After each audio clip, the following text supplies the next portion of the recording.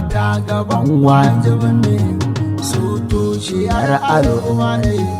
Ku taho jawabi muke ilimin mata muke haskaka mata in ta yi ilimi al'umma in ta zama jahila al'umma domin daga tushiya ke tsirowa ganyen bishiya ba zai kibin kuwa ba.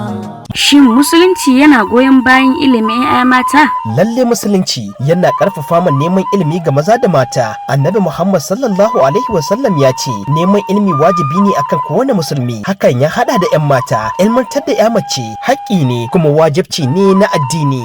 Me yasa ilimin 'ya'ya mata ke da muhimmanci a jihar Zamfara? A Zamfara inda 'yan mata ke fuskantar kalubale da dama na zamantakewa da tattalin arziki, ilimi na ba su dama su samu lafiya, ikon dogaro da kai, ta zamantakewar al'umma da inganta rayuwar iyali. 'Yan mata masu ilimi sukan zama iyaye na gari da ke gina al'umma mai ɗorewa. Menene amfanin ilimin 'ya'ya mata daga bangaren musulunci da zamantakewa? Tabbas musulunci na ba da dama ga masu neman ilimi. 'Yan mata masu ilimi za su iya karanta alkur'ani da fahimtarsa, su bayar da gudunmuwa ga ilimin addini kuma su zauna cikin tsoron Allah. A zamantakewar rayuwa kuwa suna zama likitoci, malamai, jagorori da shugabanni masu tasiri. Shin ilimantar da 'ya'ya mata barazana ne ga al'adunmu? A'a, ilimi baya barazana ga al'ada. Musulunci addinin ilimi ne. Idan aka ilmantar da 'ya mace cikin tsaftar addini da al'ada, za ta girma cikin tarbiyya, fahimta da kuma kima. Me ya kamata al'umma su yi domin tallafawa ilimin 'ya'ya mata a Zamfara? Ya kamata al'umma su zama masu wayar da kai,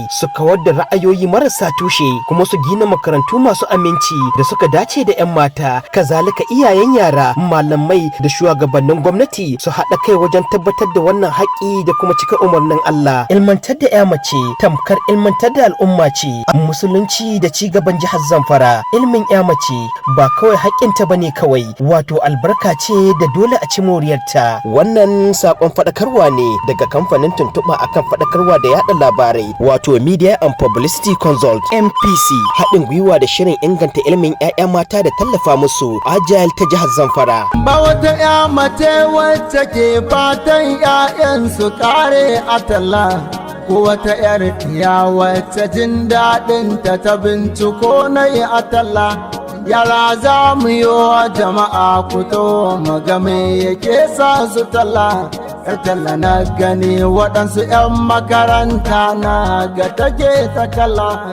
Abin tausayi rayuwar wasu yaran ba makoma.